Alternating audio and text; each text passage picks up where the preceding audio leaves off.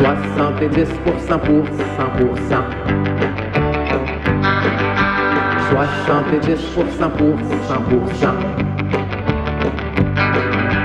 Chaud, radio, classable le moins réduisable ou résumable. Sérieux, humoriste et humain. 70% pour 100%. 70% pour 100%.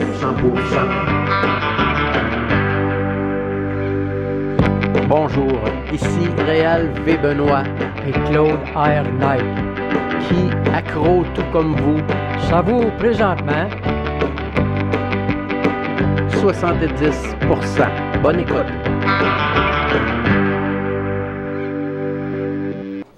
Salut tout le monde, c'est Ami Godette qui vous parle en direct du musée de l'absurde. Je suis très content car je suis heureux d'être content avec de la joie. Va dans la bannière en bas, fond d'écran, c'est ça. Va-t'en en bas, mon cher Boudreau, puis tu vas trouver la fontaine de jambon. 2 plus haut. Est-ce que ça va être beau? Fait go. Gaga. C'est la fabuleuse fontaine de jambon, bien sûr. C'est le symbole de l'unité de douteux.org et de tout ce qui est important. C'est une des plus belles choses que j'ai fait de ma vie. C'est grâce à cette fontaine-là que le 25 mai est maintenant la fête du jambon et l'anniversaire de douteux.org, ce qu'on a fêté la semaine passée un petit peu en retard. Je vous en parle encore un petit peu parce que cette semaine, on n'a pas d'invités. On a seulement des chroniqueurs, on a des recrues, on a des gens d'expérience. On a même du monde qui sont allés au E3 puis qui nous ont ramené des images compromettantes. J'ai entendu dire que le plus gros univers de toute l'histoire des jeux vidéo a été créé 14 fois par 13 compagnies différentes la même année. Donc, ça va être quand même un 70% hors limite. On a Stéphanie Gallagher, qui est une nouvelle. Elle m'a dit qu'elle était pour parler de coupe de cheveux de personnages de jeux vidéo. Déjà, on n'en peut plus. On a Marianne, qui va être là aussi pour sa chronique des bonnes nouvelles. On change le monde, quelque chose comme ça. Hein? C'est comment t'avais dit ça? Aujourd'hui, on change le monde parce que demain, il va être trop tard. Et sinon, il y a Mathieu Boudreau qui, j'ai entendu dire, toi, ça allait pas pire cette semaine. Il s'est pogné une job, voilà. Tout va pour le mieux. Giz est de retour du E3. On a Bruno aux nouvelles avec en manchette ce soir. J'ai vu des ribs et puis des gens spéciaux. Est-ce qu'on a un vol de dépanneur, Bruno? Presque un vol de dépanneur. Vous savez comment j'aime ça, les vols de dépanneur. Et sinon, il me semble que j'oublie quelqu'un, là. On a 2 charmantes invités. Stéphane qui est revenu de voyage. Tout va bien. Ah, j'ai oublié de parler de Nights. C'est le film duquel je vais m'entretenir et qu'on va écouter un petit peu partout au Québec. Nights, c'est un film de Albert Pioun de 1993. C'est spécial, Nights. On va en parler plus tard dans l'émission. Sinon, on va commencer avec un clip qui me touche particulièrement. Vous savez, j'ai une fibre geek qui est quand même assez puissante, pour ne pas dire crissement. Mon jeu préféré de tous les temps, moi je suis un amateur de jeux de stratégie et de puzzle game, et c'est pour ça que mon jeu préféré de tous les temps, c'est Smash Bros. Et Smash Bros, il va avoir un nouvel opus bientôt, et on a maintenant, juste pour vous, en fait c'est comme le trailer, ça va nous donner ici le temps de finir de se préparer pour un 70% dans lequel tout le monde va être léger, relax, donner son strict minimum, et faire son possible, mais tu sais, comme on l'aime pas trop. Fait que là-dessus, mon cher Boudreau, fais ta première shot, salut Fontaine de Jambon! À l'année prochaine. Bye!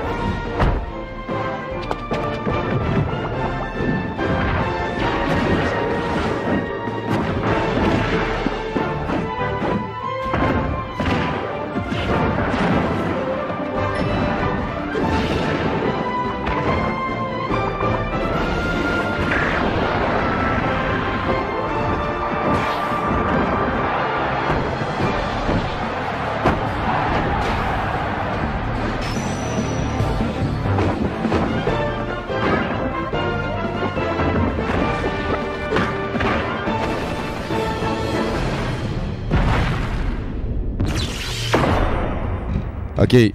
Là, ça veut dire qu'il va y avoir 2 Smash Bros d'un coup. Ils sont supposés être compatibles les deux, intercompatibles 2014. En fait, c'est vers la fin de ce clip de 4 minutes-là qu'il y a la plus belle surprise de l'assemblage. Oui, je me touche en parlant.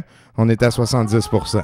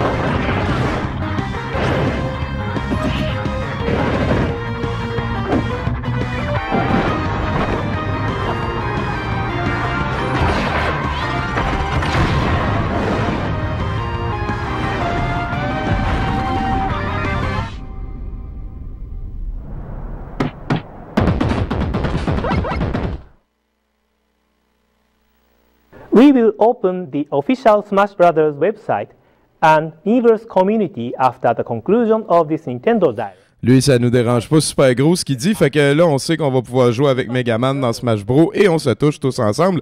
Là-dessus, regardez ce que j'ai trouvé, comment c'est beau.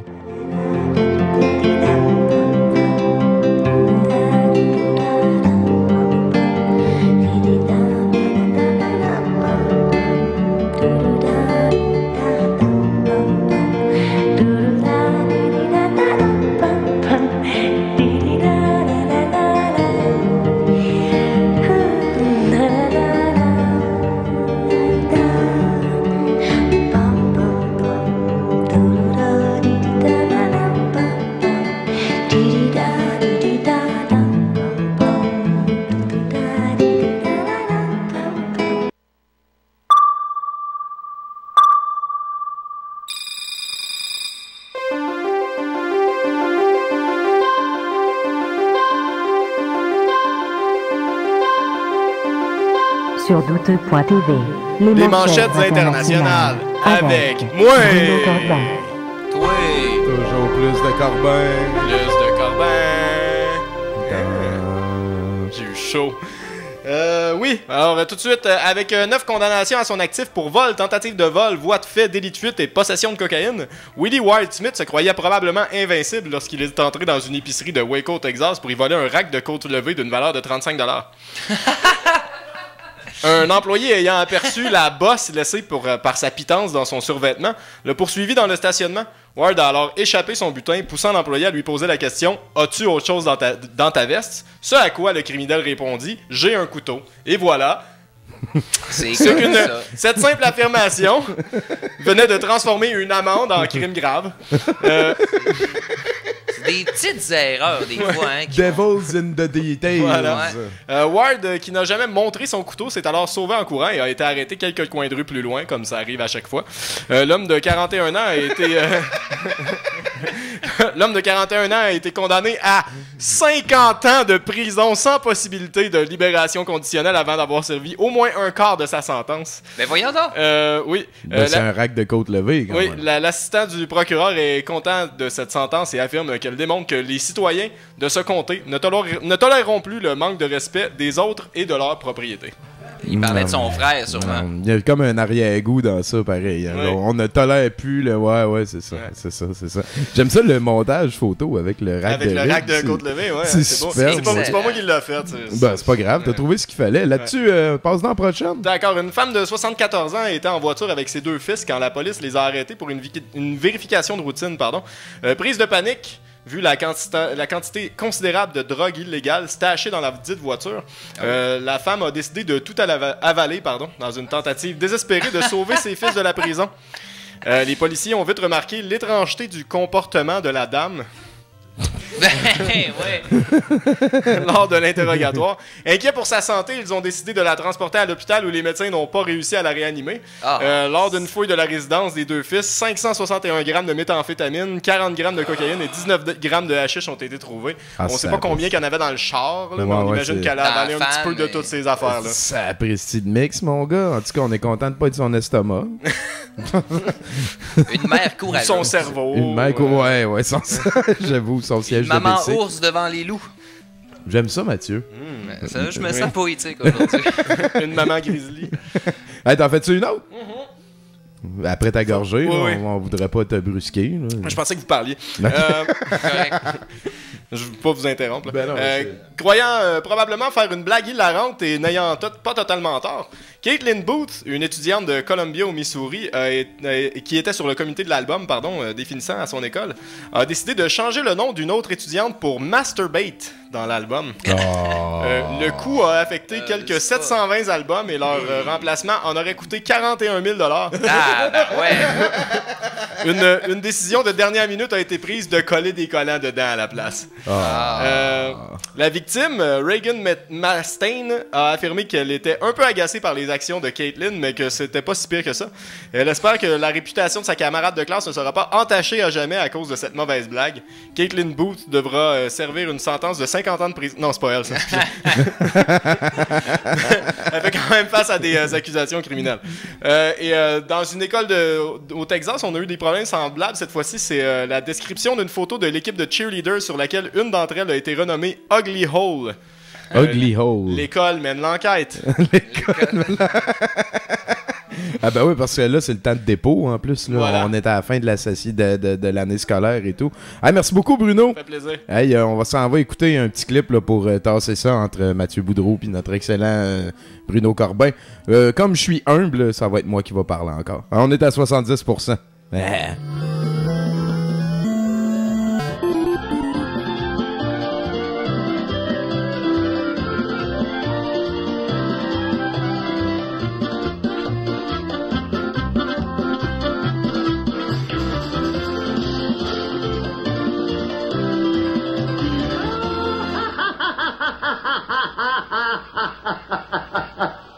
Alors, commissaire, est-ce que le ventriloque éventreur a confessé? Non, capitaine, mais un de nos inspecteurs vient de livrer des aveux complets.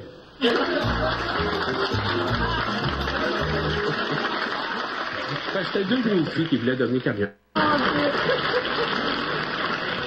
Ouais, hein, l'hiver va être long cette année. Les guêpes ont fait de leur nick. Oh! Ouais, l'hiver va être long cette année. Les vieux, ils ont le moral bas.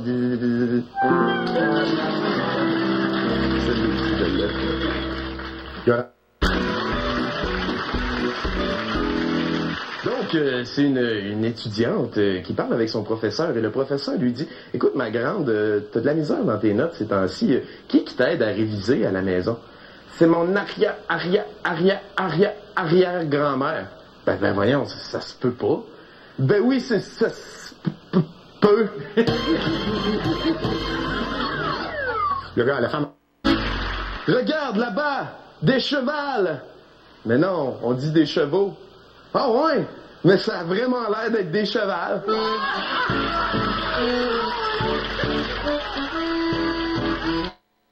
Un gros gorille, il est dans un zoo. Puis là, il y a un petit monsieur qui arrive à côté de la cage, puis il regarde le gorille, tu sais, puis il y a un arbre à pêche, un pêchier à côté. Puis là, le gorille ramasse une pêche. Puis là, il sort le noyau de la pêche. Fait que là, il prend le noyau, il se le met dans les fesses. Là, il sort le noyau, avale le noyau de la pêche. Ah ben, Colin. Puis là, le gorille prend une autre pêche, il sort le noyau, se met le noyau dans les fesses, avale les deux d'affilée comme ça. Ah ben là, voyons, qu'est-ce qui se passe, là? Il appelle comme ça, puis il y a un employé du zoo qui arrive, puis il dit « Oui, monsieur, ben regardez, le gorille leur fait la même affaire encore. » Il dit « Ah, ben là, c'est normal, c'est parce que, là 2 semaines, on a été obligé de faire venir le vétérinaire parce qu'il y a un noyau qui a pas passé. » Fait qu'à ça, il les teste avant.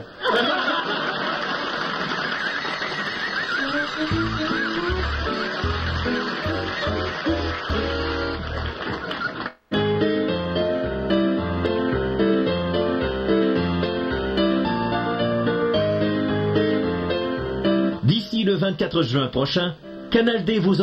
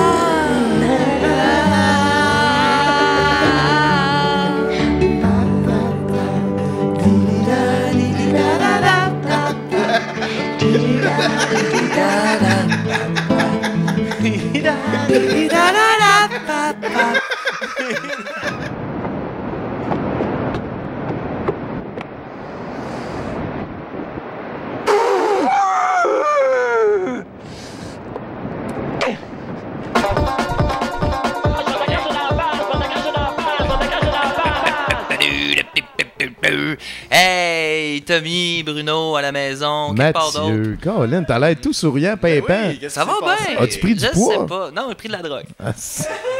Taquin. Hey, cette semaine, j'ai fouillé une job, hein. Je fouillais après une job, fait que j'ai épluché les petites annonces, hein, les pancartes dans les vitrines, les annonces sur les babillards. Ça n'a pas été long que je me suis fait confisquer mon épluche patate par les autorités locales, tu sais. Dégradation du bien public, qu'ils disent, là. Ouais. Bon, naturellement, il y a assaut sur un agent de la paix, entrave au travail des policiers. Puis si tout va bien, je devrais me récolter un petit outrage au tribunal, hein, la semaine prochaine. Si tout va bien! On y va fort, tu sais. C'est la recherche d'emploi, hein? Ben, c'est rough. Puis ben, c'est ça, hein, à part 7-8 policiers puis un juge, j'ai pas ben agressé de monde cette semaine. Pour être honnête avec toi. Trop occupé par ma recherche d'emploi. C'est un 40 heures que j'ai fait cette semaine sur une job que j'ai même pas encore trouvé, tu sais. Ouais, je comprends. Ouais. Même mon fils, hein, je l'ai négligé pas mal dans son éducation, là. En même temps, je te pose la question, hein. Un bleu sur un bleu, c'est-tu vraiment utile? J'ai pas la réponse. Mon père, il disait, quand il vieillit, moins de coups, plus précis. Il a pas tort, le bonhomme. Je le sais, Tommy, que tu cherches une job, tu sais, fait que j'ai un petit conseil pour toi. J'ai pris de l'expérience cette semaine, fait que habille-toi propre, tu sais. OK. Le monde n'aime pas ça quand tu portes un vieux t-shirt. On peut clairement distinguer de la sauce barbecue, du sperme, du vomi puis de la moutarde. Ils ont l'impression que t'es comme pas professionnel dans ton approche. Ouais, ben, on peut pas leur en vouloir trop là-dessus. Ouais, ben sinon, hein, ben, arrive pas en retard. T'as l'air d'un retardataire, tu sais. Ouais. Puis si t'es en retard, ben, tu sais, invente un bon mensonge, là. Mon chien a mangé mon imprimante, c'est pas très créatif, tu sais. Puis apporte ton CV, là, je veux dire, c'est la moindre des choses, là. J'ai perdu mon CV dans un bar sur Saint-Denis, c'est pas ben responsable, Tommy, tu sais. Dans le fond, le mélange dormir dans une ruelle, linge crotté, puis swing, vieux pénis, ça déconcentre l'intervieweur, puis il risque comme de moins voir ton dynamisme et ton côté proactif là, qui font de toi un employé professionnel, créatif, responsable et ponctuel. J'aime ça ton choix de mots, c'est vrai. Souvent dans un CV, on en est plus Ouais, mais dans le fond, ce que je veux te dire par là, Tommy, c'est passe donc pas 72 heures à te saouler pour faire de la dope avant ton entrevue. C'est ça que je veux te dire. Parce que moi, ça a jamais marché. La seule job que je me suis ramassé en agissant comme ça, c'est figurant dans les différentes prisons du Québec. Ben non, mais c'est pas que c'est pas le fun, là, faire de la prison. T'apprends les trucs du métier, tu revois des vieux chums, tu sais. Mais pendant ce temps-là, tu sais, c'est qui nourrit mon enfant, tu sais? Parce quelque part, tu sais, il est seul dans sa cage. Il y a personne qui va venir le chercher, ils l'ont assez cherché, ils l'ont jamais trouvé. En dedans, dépendant de ton expérience, tu fais entre 5 et 25 puis 6 et 90 par jour. Là. Définitivement, tu ne nourris pas un enfant dans de telles conditions. Hein? C'est ça. C'est clair qu'être prisonnier, c'est pas une job payante. T'en fais pas un métier, c'est comme plus un passe-temps. Cette phrase. J'ai essayé 1001 métiers. Mon père, il disait, hein, une job, c'est comme une femme, faut que tu sois à l'aise dedans. Puis moi, ben, ce que j'aime, c'est péter des affaires, là, détruire en général. Il y a peut-être quelque chose pour moi dans la démolition, Tom. J'y crois. Le seul problème, c'est un peu mon incapacité à ne pas éclater quelqu'un quand j'ai une pelle, une pioche ou n'importe quoi dans les mains qui risque de blesser un autre être vivant. C'est comme un mouvement naturel d'attraction-répulsion, puis ça, ben, c'est de l'ordre du cycle de la vie. Parfois, tu parles au mauvais gars.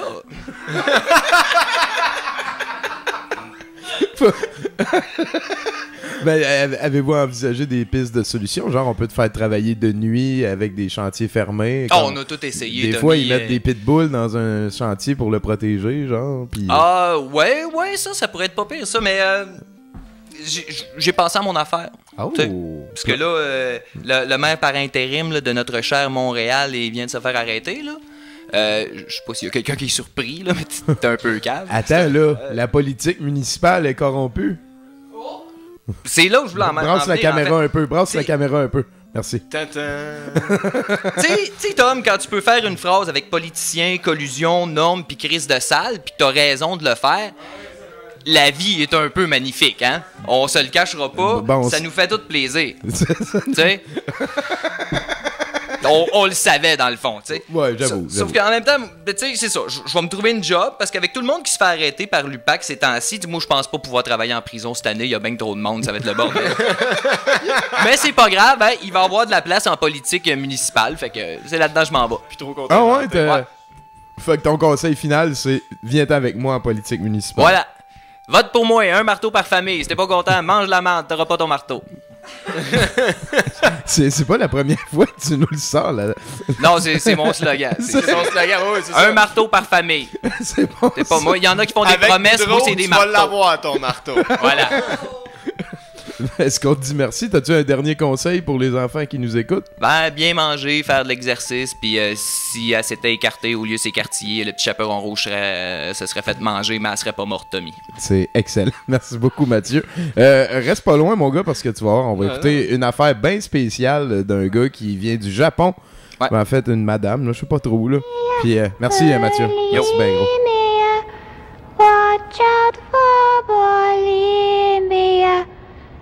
Don't binge, don't purge, eat a healthy diet.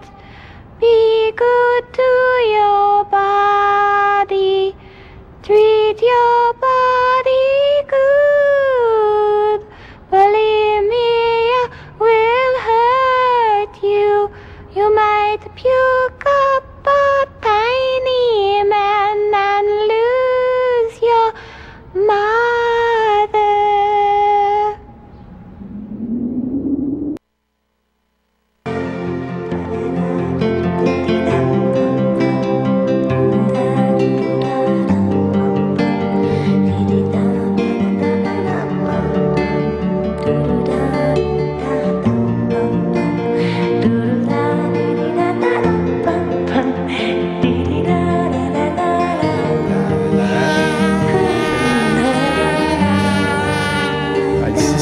Si ça c'est pas beau, il y a rien qui l'est, c'est sûr et certain. C'est Stéphanie pas de cheveux. Salut Stéphanie. Salut. Hey, t'es notre nouvelle chronicatrice à 70%. Je t'ai mis amatrice de bacon niveau 10. T'es gentil, en plus, tu m'as mis niveau 10 pour une première chronique. Ben oui, mais c'est parce que c'est pas la première fois que t'aimes le bacon non plus, là. Non, c'est ça. De quoi tu vas nous parler aujourd'hui, Stéphanie Gallagher? Ben, j'ai voulu y aller un peu concept avec mes magnifiques cheveux. Donc, je vais parler aujourd'hui de cheveux dans les jeux vidéo. OK. Donc, pour ceux qui ne me connaissent pas, donc, comme Tommy m'a nommé Stéphanie Gallagher, aussi appelée Bacon. Donc, je commence en vous disant... je ne sais pas si vous saviez, Mario Bros, quand ils l'ont créé, il ne savait pas trop quoi faire avec ses cheveux, donc ils lui ont mis un chapeau sur la tête. J'avais songé aujourd'hui, mais je me suis dit non, écoute, je m'assume dans toute mon apparence, ma splendeur invisible. C'est un peu aussi ce qu'ils ont fait avec son nez. Donc, ils ne savaient pas trop quoi faire avec son nez. Ils ont décidé de lui faire une moustache. Donc, pour vous mettre un petit peu dans l'ambiance, je vous ai fait un beau top 5 des cheveux dans les jeux vidéo. Ouh, en ordre chronologique, en plus. Je vous ai classé ça. Eh hey boy, t'es pas fini trop essoufflé? Ah non, je devrais survivre. Donc, en 1991, Guile, dans les séries de Street Fighter, Les concepteurs ont suggéré que Guile soit développé spécifiquement pour plaire aux fans américains. On voit que sa belle apparence de coupe assez carrée avait l'air un peu pratique. On pourrait quasiment s'en servir comme tablette. Oui, ici, on voit des gens qui ont fait du beau cosplay. Je t'ai mis un après l'autre de même, voilà. Écoute, je me pouvais plus. C'était assez sexy quand même. Ouais. C'est du pré-Paul Phoenix, ça, Guile. Est-ce que tu vas parler de Paul Phoenix? Il faut pas spoiler le punch. Ah, excusez. Le punch. Écoute, c'est important. Là, mais j'avoue. Que je paraisse bien, là, c'est ma première chronique. Excusez-moi. Donc c'est ça. Donc, à ce qui paraît aussi, Guile se procurait en commande spéciale à l'armée des fixatifs pour s'assurer de toujours avoir ses cheveux vers le haut. De source d'un magazine de Capcom. Quand même. Tu sais, c'est de source sûre. C'est pas n'importe quoi. On se rappelle que souvent aussi, quand il gagnait, il se repeignait. C'était son réflexe de victorieux d'aller faire sûr que tout était correct là. C'est ça. Fait qu'en plus, en commande spéciale de l'armée, on prend pas de chance. ça commence bien. On a eu Mario, on a eu Guile. Ça va être qui après? En 94, Paul Phoenix, dans les séries du jeu Tekken, un magnifique motocycliste qui a semblé avoir inspiré son style capillaire de Guile. Moi, je dis qu'il l'a copié. Oui, c'est franchement, là, gars, ici, on a une belle image de Paul Phoenix. Il n'y a rien de nouveau là-dedans. Il y a même l'attitude qui est pareille à celle de Guile. Et c'est un des seuls personnages américains du jeu aussi, je pense, en plus. Ouais, en plus. Ouais. Fait que fallait qu'il se démarque aussi, quand même. On voit aussi un petit peu la coupe tablette de Paul Phoenix. Il pratiquait entre autres un mélange de judo et de karaté. Il était bien trop fort dans Tekken. C'était le bonhomme pour les débutants. Mais non, c'était à part Eddie, là. C'est pas le niveau intermédiaire. Non, Paul, c'était le full fafal. On va commencer à s'ostiner. Toi, fais ta chronique, on parle Tekken. C'est ça. Donc, évidemment, est-ce qu'il utilisait le même fixatif que Guile? Je pense que la question est aussi importante que répondable. Il faudrait demander à Capcom si on parlait à... Voyons, Tekken. Il faudrait retrouver le magazine de Capcom de 1991 pour être sûr. T'sais. Et voilà. Mais sinon, on te suit. Là, à date, ça va bien. Les belles coupes de cheveux. En 2001, Seymour Guado de Final Fantasy X, qui à l'époque ça veut dire était disponible sur PlayStation 2. Je vais prendre un moment de silence. Mais là, il n'y a personne qui a des cheveux de même. Donc, le principal antagoniste du jeu, contrairement à ce qu'on pourrait croire, il a vraiment fait un effort pour sa coupe de cheveux. Ben là, c'est pas un effort, ça, là c'est... Hey, as-tu vu ça, toi? Toutes les angles sont calculés aussi, là. Je suis sûr qu'il y a le nombre phi là-dedans, tu sais. Ouais, ben, je sais pas, ça ressemble un peu à un mélange de guidon de vélo. Ouais, j'aime ça. C'est comme un genre de poignée. Tu sais, je sais pas si ça insinuait quelque chose. C'est des bois. Il est père au début de l'hiver, là, puis Ouais, ben oui, effectivement, ça ressemble ça à des sœurs. Hey, check l'autre. Genre de voir le cosplay qui va avec. Ça a l'air pratique, tu sais, dans certaines situations, tu sais. Ouais, c'est ça. Tu peux avoir l'air d'être trois, tandis que t'es tout seul. Si tu veux lui donner un coup de genou d'en face, c'est une bonne poignée. Oh boy. Hey, il y a plein de monde, en plus, qui se sont... Oui. Il y a eu des gens qui se sont même inspirés de cette magnifique coupe, écoute. Sapristi, as-tu vu ça? T'es perdu dans ses cheveux. Puis là, ce qui est pratique aussi, c'est que t'as comme une espèce de barre qui détruit ta vision juste en avant de toi. Tu sais, quand t'as un personnage qui est habitué à se battre, c'est important que t'aies des cheveux devant tes yeux. Ça, je pense que c'est pour prouver qu'il est bon. Il dit, je vais faire exprès de me mettre un handicap, tu sais. Ouais, comme ça va prouver encore plus que je suis bon au combat parce que je fais exprès de me comme dans la fille dans le G.I. Joe. J'aime bien ton attitude. Ouais, comme le disait mon maître ninja qui était aveugle. Et on ne voit bien qu'avec les yeux du cœur de l'intérieur, l'essentiel. C'était pas Jerry Boulet, ça? Ouais, je pense que G.I. Joe Boulet, là. Ouais, c'est ça. Pour moi, ils se tenaient ensemble. Ouais, c'est ça. Hey, Stéphanie, je pense que je viens de te blesser un punch, le gars. J'ai mis la photo de celui qui a l'air d'avoir un Edinburgh dans le toupet. Ben écoute, ça, c'est Darian Crescent dans Ace Attorney. C'est un guitariste accusé d'avoir transporté un poison illégal. Supposément que sa coupe de cheveux est inspirée d'un requin. Ah, sacré. Moi, dès que j'ai vu ça, j'ai tout de suite pensé à un requin. Ouais. Oui, il n'y a pas à dire. Oui, j'ai vraiment... Il y a eu de la recherche dans ça, mais c'est pour moi, ils ont... Hey, as-tu vu l'autre, toi? Calice. Ça, c'est des trucs qu'il ne faut pas appliquer en recherche d'emploi. C'est rare que la personne qui fait du cosplay en met plus que la personne qu'elle essaye d'imiter. Que le personnage de manga qui est déjà une caricature. Ouais, je pense que... Bon, en tout cas, ça, c'était mon préféré. J'aime ça. Dans le dernier dans mon top 5, en 2009, le General Lion White, dans le dirigeant du Hair Metal Militia. Hair Metal Militia. Militia. La milice du métal de cheveux. Dans Brutal Legend, il y avait... je sais même pas si à ce point-là, on peut appeler ça une coupe de cheveux. Écoute, on va le juger comme il faut aujourd'hui. Moi, je pense que c'est un esprit japonais qui a décidé de prendre le contrôle, là, comme le renard aux 9 queues. Là. Mais c'est quand même... Je veux prendre un moment de silence pour celui-là aussi. C'est quand même pas drôle, la vie de personnages de jeux vidéo. Le général, il a été victime de discrimination. Il s'est fait notamment appeler General Poodle Hair. En français, Général Poil de Caniche. Tabarnak. Hey. Non. Non, mais... Il a décidé de rebondir là-dessus. Puis... En plus, par Ophélia, qui est le personnage principal féminin du jeu. C'est renversant. On est tous à terre. J'en peux plus. Je suis renversé. Si c'était pas qu'il y avait eu du monde autour, j'aurais un peu pleuré. Pour le gars qui se fait appeler Poodle Hair.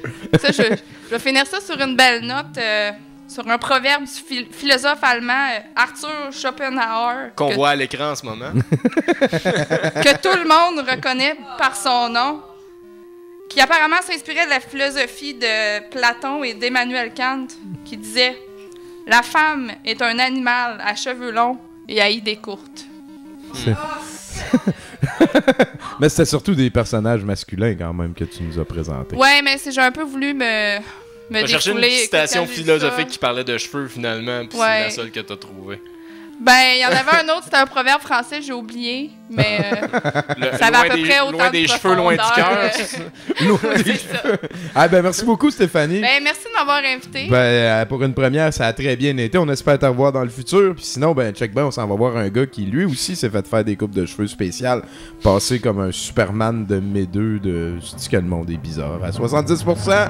Merci, Stéphanie. Nagpalagay ng cleft chin. Nagpatangos ng ilong. Nagpa-eject ng silicone sa labi. At nagpalagay ng implant sa hita. Ilan lang ito sa ipinaritoke ng 35 anyos na si Herbert Chavez. Para maging kamukha ang iniidolong si Superman. Bata pa lang hanga na siya sa superhero. Katunayan sa dami ng kanyang Superman memorabilias, nagpatayo pa siya ng bahay para dito. Pero di daw siya nakontento. At gusto ko ng costume store, parang hindi naman mukha si Superman. So, nag-decide ako na unti-unti hanggat sa nakaipon na pagaya na talaga yung mukha ni Superman. 1995, unang nagpa-plastic surgery si Herbert. So, ito yung picture ko talaga before. Ilang taong ka nito?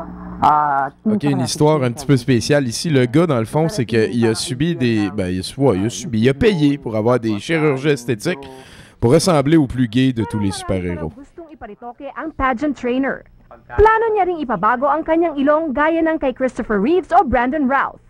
Pero tinanggihan na siya ng plastic surgeon. Kahit gusto ko yung ilong na medyo mas matangos, parang hindi nakababagay kasi medyo mas maliit Asian, Pinoy yung look ko. Pangarap din sumailalim ni Herbert sa isang operasyon sa Japan para tumangkad, na lubhang peligroso.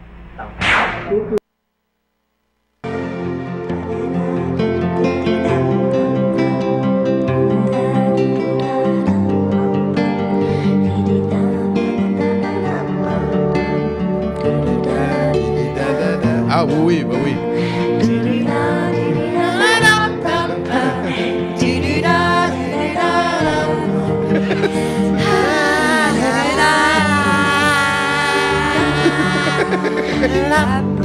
C'est dément. Ce qui nous amène en studio avec la très charmante Marianne qui va faire... Lâche-moi avec Marie-Carmen. Qu'est-ce que vous avez avec Marie-Carmen aujourd'hui, vous autres? Et toi, Tommy? Qu'est-ce que t'as aujourd'hui avec Marie-Carmen? Moi, je lui donne la place qu'elle mérite. Tu nous fais redécouvrir de très beaux classiques aujourd'hui, Tommy. Redécouvrons. De quoi tu vas nous parler, toi? Ben écoute, je vais faire comme toi, hein? Je vais me rendre utile. Oh. Parce que, tu vois, à travers la vie, je me suis souvent obstinée avec les gens, surtout avec les filles. On voit le comportement au printemps, tu sais, quand tu te promènes sur le bord du Mont-Royal ou dans le parc L'Enfantine. Ben c'est ça, moi je vous parle d'abeilles aujourd'hui parce que les abeilles c'est pas des guêpes et c'est pas des thons et c'est encore moins des frelons. Donc on va les différencier aujourd'hui. C'est vraiment encore moins des frelons? C'est encore moins des frelons. Ok, en fait, c'est bon. Les frelons, c'est l'ennemi numéro 1 des abeilles. D'ailleurs, je vais en parler plus tard. En attendant, on y va fort.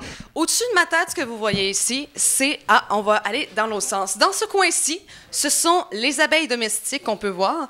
Ici, ce sont les faux bourdons. De l'autre côté, on a l'abeille qui est beaucoup plus longue, en fait, que l'ouvrière. Et ce qu'on a en bas, juste à côté, c'est des nids naturels d'abeilles qu'on voit tout bien rangés de ce côté-ci. Voilà.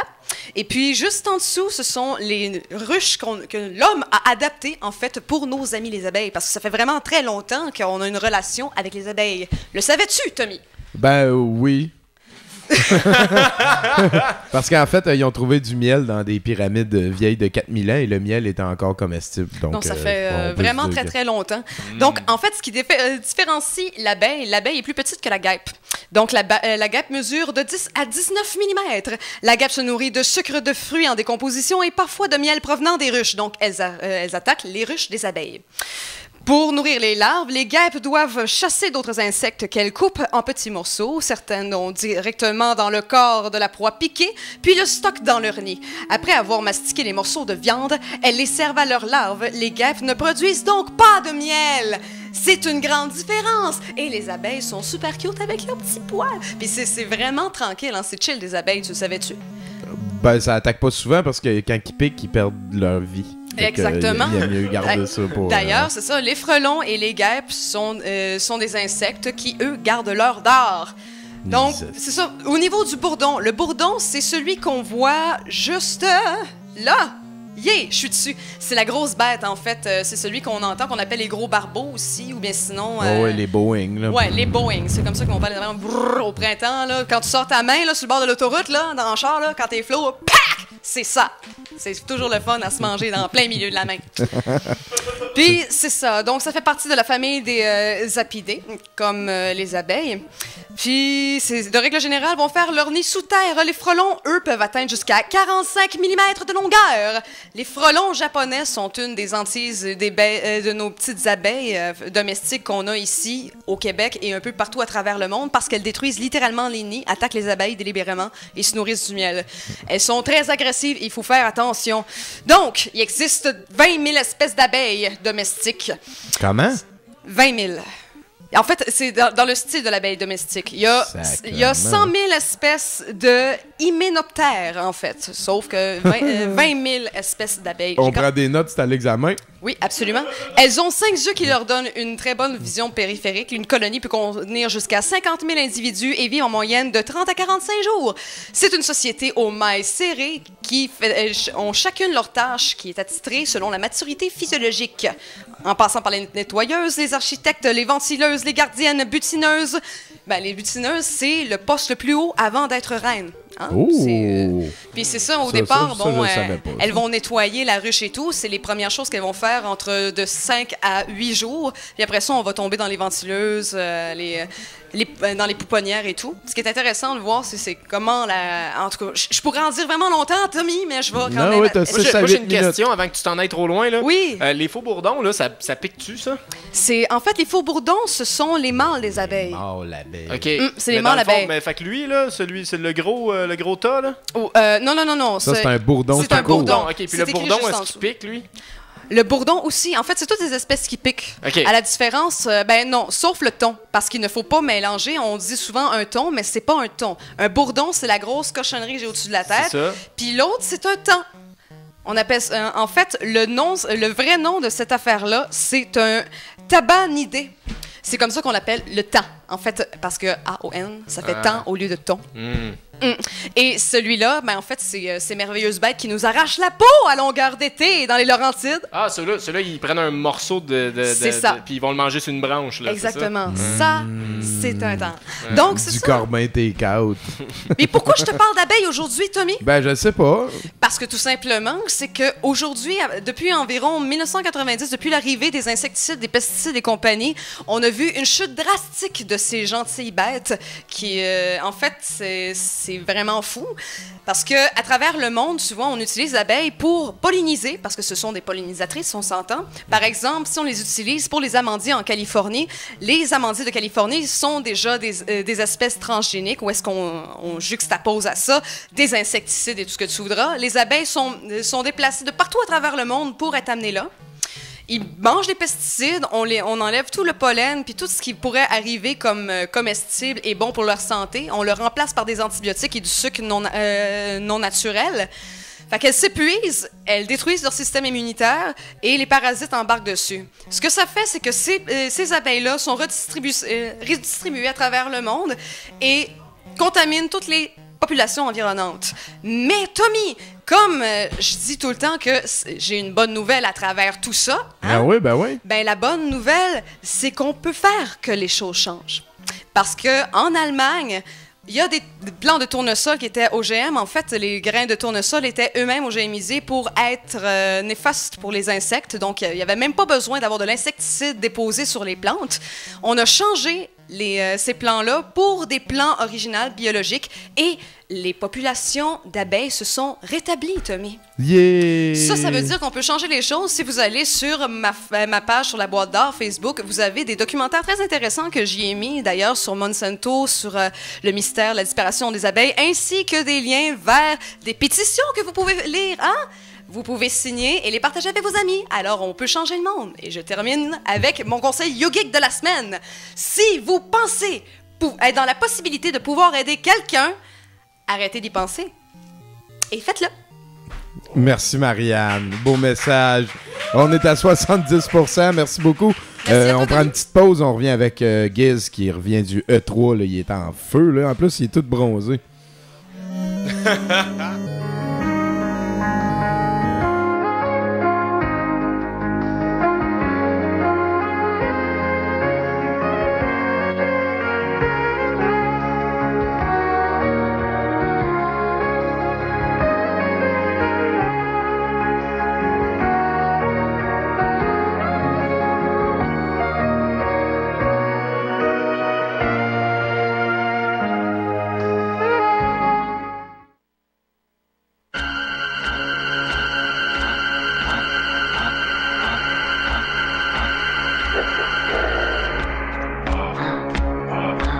Cela me brûle les lèvres. Puis-je savoir ce que vous portez sous votre soutane? Vraiment, ma fille, je ne peux pas... Répondez, nom de Dieu. Que portez-vous sous votre soutane? Un caleçon à fleurs ou un beau slip bien rempli? Ou peut-être rien du tout, pour que votre joli petit cul soit tout nu et le reste aussi. Je vous en prie, ma fille, vous ne devez pas, non? Dites-moi, mon père, si vous ne faites jamais l'amour, vous devez avoir une belle paire de couilles et une queue comme un manche de pioche.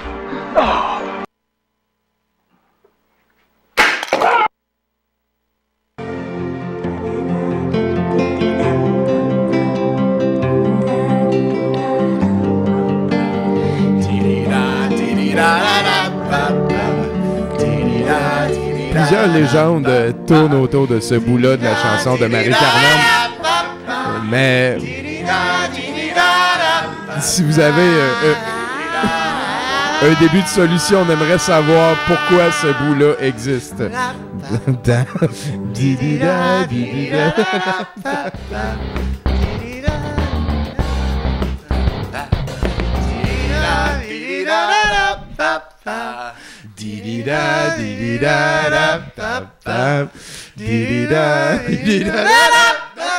Fait que là, je l'ai pas laissé finir, fait qu'on a décidé de se la finir.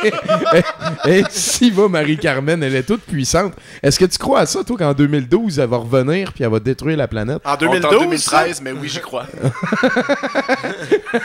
Moi, je suis sûr qu'elle se découpe avec un exacto pendant ce bout-là.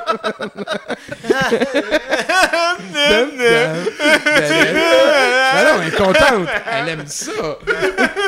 Fait que Giz, t'es allé aux States, ça va-tu aussi mal qu'on pense là-bas? Ben non, c'est beau, il fait chaud, c'est artificiel, j'adore ça. C'est artificiel, j'adore ça.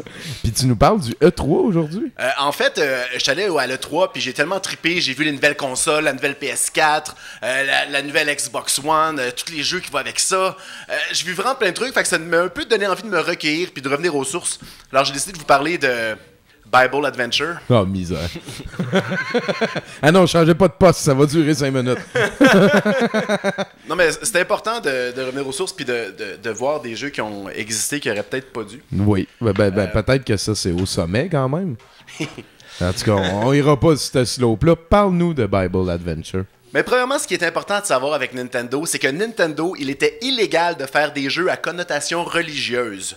Donc, en partant, la compagnie qui a décidé de faire des jeux religieux, il a fallu qu'il y ait voir une compagnie illégale qui s'appelait Color Dream, qui était en fait une gang de hippies qui buvaient de la bière et qui fumaient des battes dans un studio à Los Angeles. Alors, j'ai des photos, Tommy, c'est important. Oui, avec plaisir.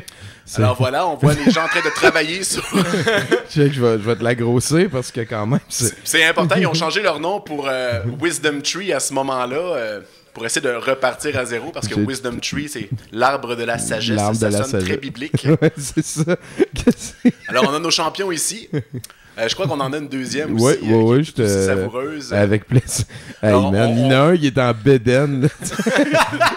Je suis sûr que si on cherche, on va trouver des affaires illégales. Non, mais c'est important de savoir que ce jeu qui est d'une couleur excellente, je sais pas si ça va me faire un trou dans le corps parce qu'elle est comme un peu bleu poudre vert. Ouais, on va checker ça. Est-ce que je suis transparent? Est-ce qu'on me voit à travers? Ah, non, on la voit. Bible Adventure. Alors, tu vois, il n'y a aucune autre cassette sur ce format-là qui existe. Ça veut dire que ça n'a pas eu la fameuse licence de Nintendo qui a sauvé l'industrie des jeux vidéo. Exactement. C'est un jeu totalement illégal. Donc, la religion, c'est illégal. C'est ce que j'en fais comme conclusion. J'aimerais ça qu'on regarde ça parce que c'est un très vieux jeu. Donc, qui dit religion et très vieux dit Ancien Testament. Exactement. Alors, j'aimerais ça qu'on parce que le nouveau, il n'était pas sorti dans ce temps-là. Je sais pas, je peux aller... je me suis pas informé. Alors, j'aimerais ça qu'on commence avec la première vidéo. Puis, moi, j'ai Noé, Moïse, Goliath. Ah, ben regarde, fais-toi plaisir. J'y vais pour Noé. Noé, parfait. Alors, on va commencer avec l'arche de Noé. Alors, vous allez tout de suite voir que, dans le fond, c'est un peu Super Mario Bros 2 copié, c'est-à-dire un personnage qui peut courir dans un environnement et ramasser à peu près n'importe quoi au-dessus de sa tête. Ouais, et puisqu'on joue Noé, un personnage mythique très vieux mais très puissant, on peut stacker plusieurs animaux au-dessus de notre tête. Ah, misère. Parce que Noé, c'est un badass. Mais ça... Alors, le but de ce magnifique jeu est de trouver un animal mâle et femelle de chacun et d'aller les porter dans l'arche. Hey, sacrément, il a pas fait ça à pied pour vrai, lui. Alors, on voit l'arche. Quand on saute, on échappe les animaux parce que même Noé a ses limites. Et il fallait bien qu'il y ait un peu de fun. Fait que ça, c'est dans l'arche, là, tous les bouts de bois. Ah, voilà la flèche. Alors voilà, on va porter l'animal dans l'arche et on est heureux. Comme vous voulez voir, j'ai l'air pas bon, mais je me force vraiment. C'est vraiment, les contrôles sont vraiment mauvais. C'est vraiment glissant, si on veut. C'est un peu comme si on était dans le monde de Mario, de la glace, mais qu'on glissait constamment. C'est très désagréable. Ouais. Je me rappelle que le programmé quand il portait des sandales dans ce temps-là, ça glisse. Alors je sais pas si je vais recourir une autre fois, mais quand on court, Noé dépasse la vitesse de l'écran. Ce qui est complètement absurde, c'est juste une erreur de code. Un autre des pouvoirs que... Ah, voilà. Ben oui. Donc, Noé va plus vite que l'écran. Ah, c'est intelligent. Et quand on ramasse les petits parchemins, ça nous donne soit des trucs sur le jeu ou des conseils religieux. Des hosties de citations de la Bible, du calice. Et ça nous redonne de l'énergie, parce que les proverbes et les citations religieuses sont bonnes pour nous. Dans un moment, c'est ça. Et on s'en va maintenant vers bébé Moïse, si je me fie à ce qu'on voit là. Oui, alors un jeu où il faut sauver bébé Moïse de l'emprise des pharisiens, si ma religion est bonne, je ne suis pas sûr. C'est ça? Non, je suis désolé, le bébé Moïse marchait pas, mais en fait de Moïse, je pense que Je pense que c'est parce que Ramsès l'avait oublié dans le lave-vaisselle, puis que Dieu a fait briller une feuille de sésame qui aurait transformé les couches des femmes en eau potable permettant de... Ça fait du sens. C'est ça. Il marchait pas le tape du bébé Moïse. Non, désolé. Erreur technique. Dans ce cas-là, on passe tout de suite à David et Goliath, où on doit sauver des moutons. Ça me dit quelque chose, ce jeu-là. Ouais, il me semble que j'ai déjà vu un jeu qui ressemblait à ça. Tu stackais des animaux, là, puis tu pouvais te promener, puis pogner des... Hey, même son énergie au bonhomme, hein, c'est comme des bouts de tablettes d'écriture. Hein. Ouais, c'est comme des testaments. Ouais, c'est ça. C'est comme des commandements. C'est des commandements. T'as-tu déjà vu la fin de ça? J'ai pas eu la patience, mais heureusement, la fin est dessinée derrière la pochette pour nous voir quand on se bat contre Goliath, parce que je connais personne qui s'est vraiment rendu jusque-là. OK. Ah ouais, le boss de la fin étant Goliath. Le boss de la fin étant Goliath, puis qu'on doit devoir slingshotter des roches dans sa face, je suppose. Normalement, ça devrait être juste une roche, en fait, que tu slingshottes dans sa face. Ouais, non, le combat, c'était pas de même pantoute. Ah, j'aime ça, le green screen. Il a inventé la rotative à cailloux, là. Ah oui, le slingshot rotatif. Ouais, c'est ça. Le slingshot rotatif de David. La fronde rotative. Et voilà, ça nous amène à la fin de ces aventures de hey, qu'est-ce qu'il fait là, lui? Mais c'est un peu triste, on n'a pas pu voir Bébé Moïse, qui est un jeu exactement pareil, sauf qu'au lieu de pouvoir stacker des animaux sur notre tête, on peut juste stacker un bébé. Donc, on est la mère de Moïse ou une femme quelconque, je ne connais pas ma religion, et on doit courir à travers le niveau et sauver bébé Moïse. Puis est-ce qu'on peut l'échapper, lui, quand on saute aussi? Chaque fois qu'on se fait toucher, on échappe bébé Moïse. Sacrément. Fait que c'est important parce que si on finit le niveau, il va y avoir un message qui va nous dire « Félicitations, vous avez terminé le niveau, mais vous avez oublié bébé Moïse. » Et on va nous dire de recommencer. Puis si t'échappes souvent bébé Moïse, ils vont te dire genre comme félicitations, vous avez terminé le niveau, mais bébé Moïse a des lésions cérébrales et ne pourra pas libérer le peuple juif. Non. Bon, voilà, le jeu respecte l'histoire. Suivez-moi, bonne année, séparez les zones. Qu'est-ce que tu fais là, Moïse? Il y a de l'eau. Non, pas. Traversez l'eau. Fait que sinon, ça brasse-tu à Los Angeles à part les je trouve ça le fun que t'aies été au E3 à Los Angeles puis que tu nous ramènes Bible Adventure. Moi, les jeux récents, là, j'ai comme un peu lâché. À partir du moment que j'ai pas de fun, j'aime pas ça. Mais sérieusement, si vous avez suivi un peu qu'est-ce qui s'est passé, juste pour faire une petite parenthèse vraiment courte, PS4, je crois qu'ils ont vraiment gagné le combat avec une petite vidéo qu'ils ont faite de leur chambre d'hôtel à l'E3. Pour faire un petit résumé, la Xbox One, si vous voulez échanger un jeu, vous devez aller au magasin avec la personne pour que les deux signent. C'est comme plus compliqué que vendre un gun à quelqu'un. Même aux États-Unis, ce qui n'est pas peu dire. Et puis, la PS4 a sorti une vidéo qui disait « Alors, voici comment échanger les jeux chez PS4. » Fait que là, t'as les deux gars, les deux présidents ou VP, je sais pas quoi. Il prend un jeu, il le donne à l'autre dit « Merci. » La vidéo finit comme ça. Et voilà. Pas besoin de se plugger, pas besoin d'aller voir le détaillant, pas besoin de... le Xbox qui s'appelle, je pense, le nouveau Xbox qui s'appelle le Xbox Fuck You, je pense. Ouais, Ah ben merci bien gros, Giz. Ben merci, Tommy. On va revenir la semaine prochaine avec d'autres affaires, mais là, pour l'instant, restez avec nous parce qu'on va écouter un petit dernier clip puis on déboule la fin de l'émission avec les nouvelles de... Les fins de nouvelles.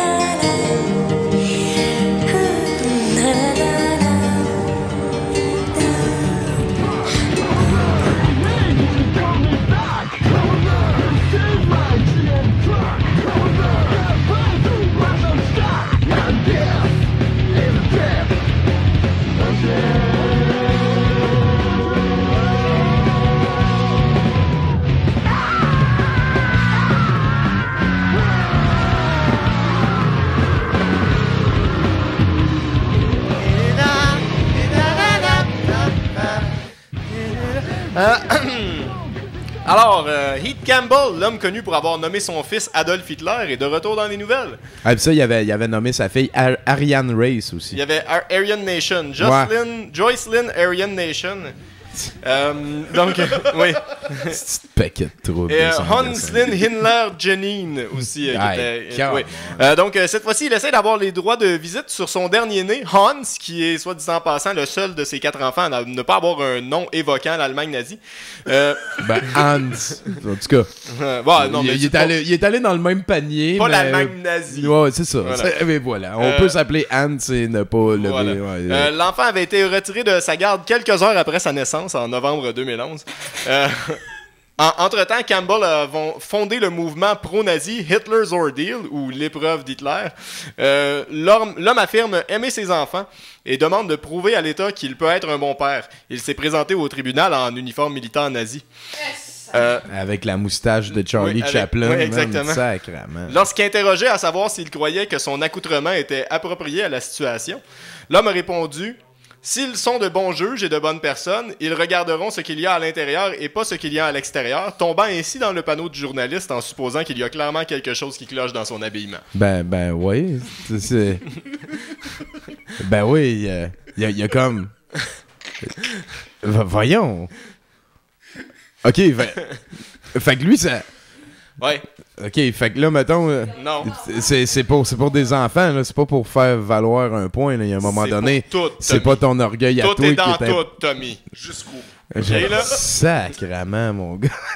Fait que là, comment ça a fini? Ils ont ri de lui en le pointant du doigt, puis son enfant, il a dit tant mieux, je n'ai passé proche. Là. Ben, je pense pas que son enfant a dit grand-chose, parce qu'il est né en novembre. Ah, ben, il pense, man.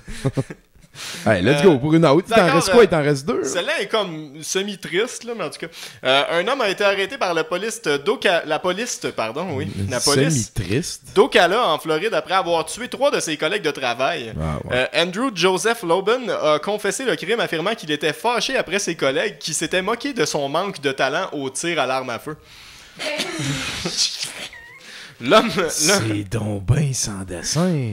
L'homme affirme que l'une des victimes aurait trafiqué son arme, ce qui explique son manque de talent et le fait qu'il aurait tué 3 personnes au lieu de simplement leur faire peur avec son gun. Il fait face à 3 accusations de meurtre au premier degré. C'est ça, mettons qu'il y a eu une erreur. Non, je t'ai tué. On va essayer 2 autres fois pour être sûr. C'est tout sorti en spray. Je suis pas poche, là. Fait que, t'as-tu fini avec ça? Il m'en reste une. Let's go, mon gars. Leonard Burdick de Salem en Oregon est obsédé par l'épellation. Il est entré dans un édifice gouvernemental menaçant de faire exploser la pancarte parce qu'elle contenait une faute. En effet, il semble que la lettre N ait été omise du mot end lors de la conception de la dite pancarte pour le Salem Teacher Standards and Practices Commission. L'homme de 50 ans, armé d'un presto, a informé les employés que sa tentative de démolition amateur n'avait pas été fructueuse puisque son explosif n'avait pas fonctionné. Il blâme, semble-t-il, son explosif de ne pas avoir fonctionné, mais surtout les instructions trouvées sur Internet qui, elles aussi, contenaient des fautes d'orthographe, semble-t-il.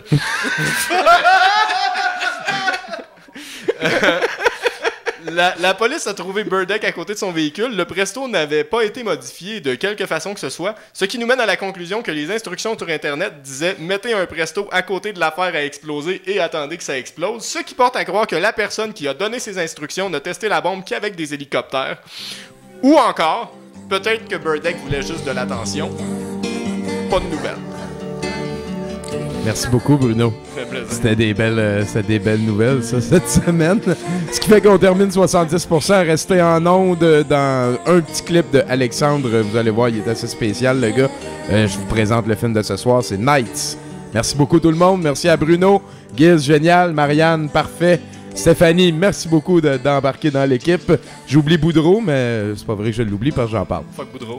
Fuck Boudreau, jamais, man. Tu sais comment il est. Là-dessus, on écoute Alexandre, vous allez voir, il est spécial. Puis restez, on parle de Nights de 1993 juste après. Alexandre Bouchard-Fortier. Bouchard-Fortier de Sainte-Rose, Mont-Royal, de Sainte-Rose. Je suis un jeune homme de célibataire de Laval.